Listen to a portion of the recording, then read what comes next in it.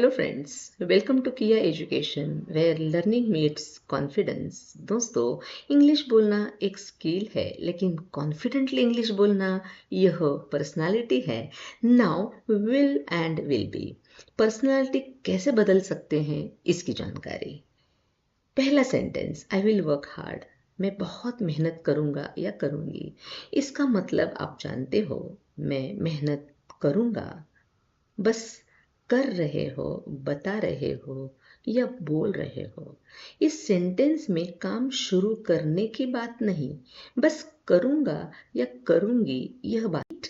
लेकिन यह दूसरा सेंटेंस देखिए, आई विल बी वर्किंग हार्ड। मैं बहुत मेहनत कर रहा होगा या रही होगी। इसमें भविष्य में काम करता ही आपको दिखाई दूंगा, यह विश्वास दिलाता है खुद में और सामने वाले को। यह वाक्य में कॉन्फिडेंस भी है और सामने वाले को विश्वास दिलाना भी। अभी third sentence, I will be working on improving my skills regularly. मैं नियमित रूप से अपनी स्किल को सुधारने पर काम कर रहा होगा या रही होगी। अब देखिए यह क्या दर्शाता है। यह दर्शाता है आप नियमित रूप से खुद को रोज अच्छाई की तरह ले जा रहे हो। सेकेंड एंड थर्ड सेंटेंस यानी दूसरा और तीसरा सेंटेंस इंटरव्यू में बड़ी काम की चीज है दोस्तों, और आगे बढ़ने और सकारात्मक सोच रखने के लिए भी महत्वपूर्ण है। अब आप ही बताइए, इंटरव्यू में आप पहला, दूसरा या तीसरा सेंटेंस बोलना पसंद करोगे? कमेंट करके जरूर बताएं। फर्क देखिए, सेंटेंस बदल गया, साउंड यानी मतलब बदल गया, साथ साथ कॉन्फिडेंस लेवल भी बदल गया। Now will and will be का पावरफुल यूज भी देखते हैं। I will work tomorrow. मैं कल काम करूंगा, करूंगी। I will try again. मैं फिर कोशिश करूंगा, करूंगी। I will call you later. यह क्या दिखाता है? Decision, promise, commitment. मतलब भविष्य में किसी समय एक्शन चल रहा होगा। Now I will be studying at 8 PM। मैं रात 8 बजे पढ़ रहा या रही होगी या होगा। She will be working tomorrow. वह कल काम कर रही होगी। We will be meeting you next week, यानी हम आपसे अगले हफ्ते में मिल रहे होंगे। यह क्या दिखाता है?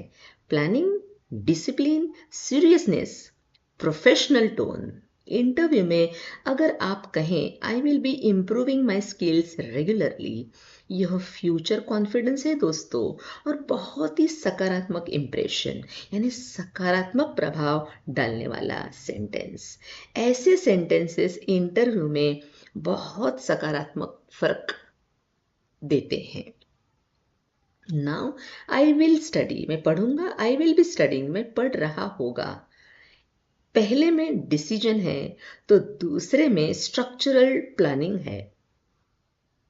दोस्तों, दोनों सही है, लेकिन कॉन्टेक्स्ट अलग है। आई विल स्टडी, मैं पढ़ूंगा।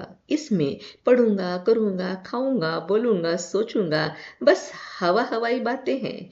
100% करूंगा यह कह नहीं सकते, लेकिन आई विल बी स्टडिंग, इसमें विश्वास है।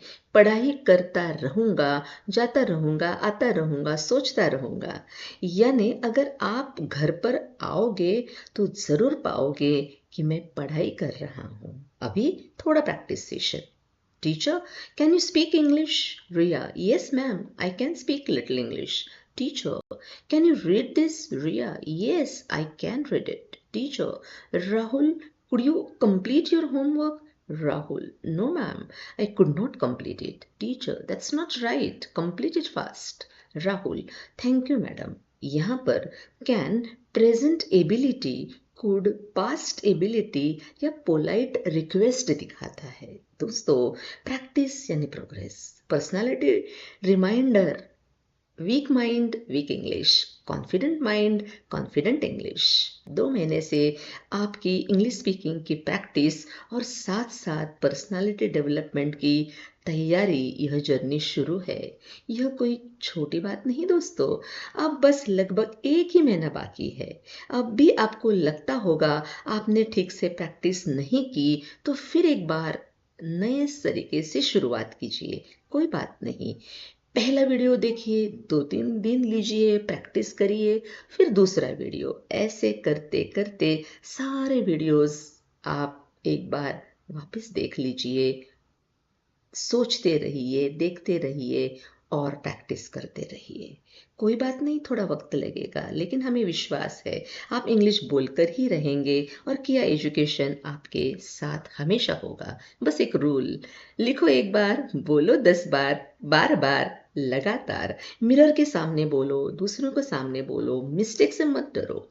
कंसिस्टेंसी इज द की, यह मत बोलिए।